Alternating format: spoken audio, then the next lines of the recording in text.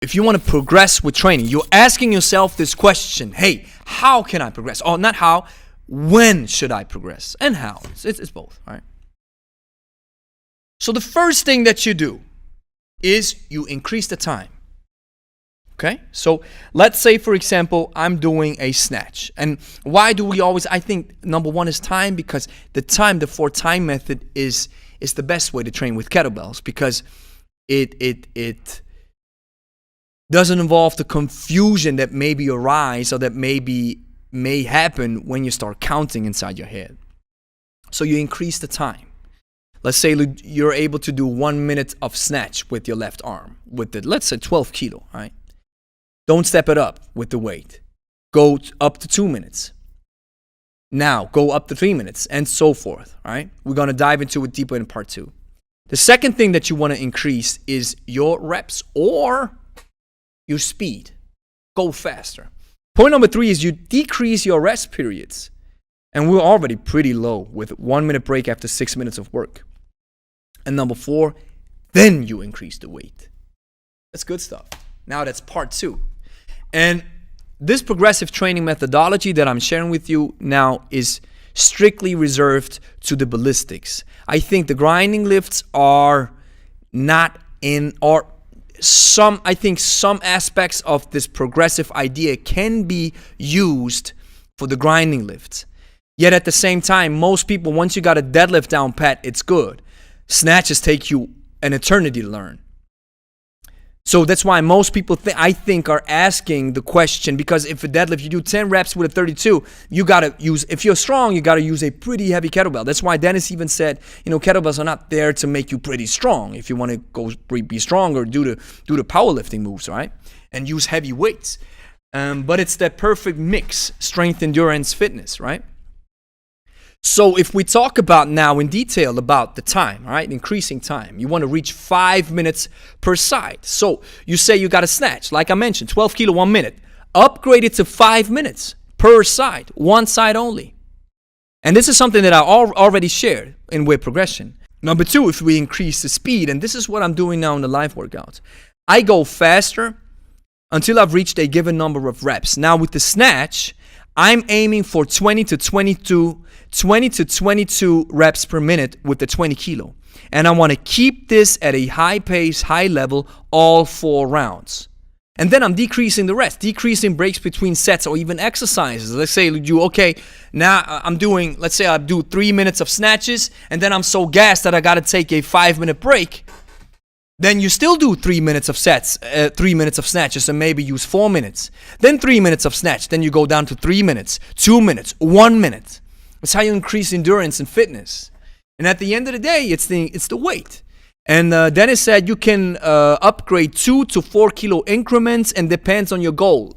I know where Denis is coming from, because if we look at the sports style method, you want to increase your jerk. He laid out he was on the surface with this one, but he laid out the specific plan that I think it was 3 weeks before the competition. You're doing 7-minute sets. I'm paraphrasing. Maybe I'm wrong. He said something else, but you get what I'm saying. What he said, to be general, a few weeks before the competition, you do a specific training routine that you have to follow. And so the increments of the weights are 2 kilos. Because I think Rudnev brought this into the world, 2 kilo increments. So 12, 14, 16, 18, 20, 22, 24, 26, and on and on. And I would say if you're not doing the sports style method, or if you don't want to hit the competition, you can upgrade the 4 kilo. Because what Pavel said, and what he's right, and what I think he's right, the 4 kilo, the heavy increment of 4 kilo, forces your body to become stronger at an instant, and it gives you a check, a pretty fast check, if your technique is safe or not. So you see, it depends on your goal, depends on where you want to go. And what does this all do? Why follow this progression? Because you will follow the method that I call now a death by 1,000 cuts. What does that mean? You do thousands of reps.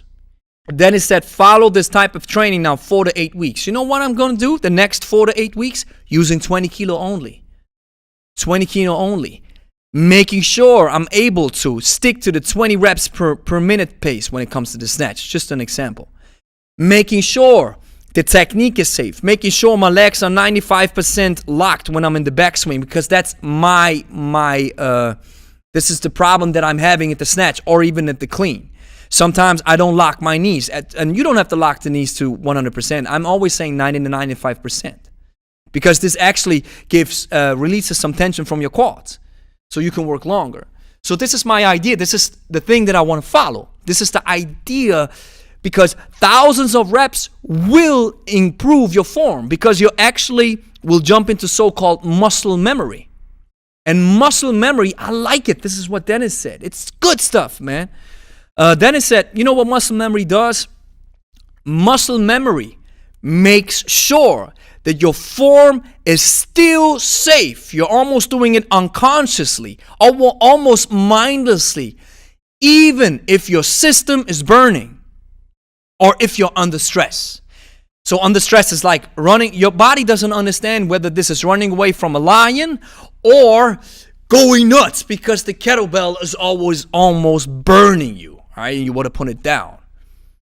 So once you go heavy, or you're heavy with the breathing, the fitness, and you're like, oh man, I got to keep going. And then the death of 1,000 cuts regime, those thousands of reps will be right tucked into your muscle memory. And what this does, this muscle memory will make it so that your technique still stays safe if you're under stress. Because most of us, when we're under stress and when we get tired, this is where injuries happen. And this is where a good coach steps in and tells you, put the weight down. Put the weight down. No, keep going. No, put it down. Because your form is now so terrible that you might hurt yourself. And even, this is a philosophy that even Pavel talks about in his book, Simple and Sinister, where he says, if your form starts breaking, stop it. Put it down. Don't, and even if you follow our live workouts, don't try to imitate or emulate Angie or me when we go at fast pace with a technique that's maybe a little better, or maybe just there's more reps in it, and you think, oh, I gotta follow them, and then you burn yourself, and then injury risk is high, and then you destroy yourself, the shoulder's broken, or it's dislocated, and boom, and then you have to stop your workout session for your workout regimen for 3 months. Now, the rules of progression, I think, it's 4 of them. First of all, always respect the weights. No matter what weight you're choosing. Even if you choose an 8 kilogram and you're used to 24, go pretty fast with the 8 and you'll start sweating. And never miss the focus when you work with weights, because even the ballistic element, guys, is so unpredictable, especially with weights. You have to be careful. Handle everything with care, so that means handle your body with care. Handle the warm-up with care. Handle some mobility with care. Handle some stretching where stretching is needed. If you're tight in some areas, handle everything with care. And handle your kettlebell with care. And what we experience from our clients is something that most of the time happens when people are highly focused when they work out. And when there's a break or a pause, they put down the kettlebell from the overhead top fixation. They put it down like a bag of rice. And maybe there's a chance that it may land on your feet. It may land on your knees. You may rip something, or some muscle will get a tear or get an overstretch, or your joint. So what I want to say is, when you stop and put it down, always put it down as safe as possible. Number 3, become a master of technique, especially the sports style. The sports style is so nuanced, as we have already seen. I think becoming a master of the technique is way more important than mastering a 48 kilogram kettlebell swing, or mastering just doing 10 swings with the 48 or whatever. This is where I'm coming from. And this is the hint, guys. Number 4, don't be badass, just be better. Now, what does that mean? When I read through Pavel's book, and like I said, you have to check out the channel for the detailed review. But he mentioned the word sissy like 5 times. He was into this mode like, if you don't know what strong is, then you're probably not strong. Then you're probably not. Don't let me catch you being a sissy with your gloves on. Stuff like this, And or being badass, picking up a kettlebell, doing heavy stuff, and being hard with it, being bad. You know what? You know what's badass?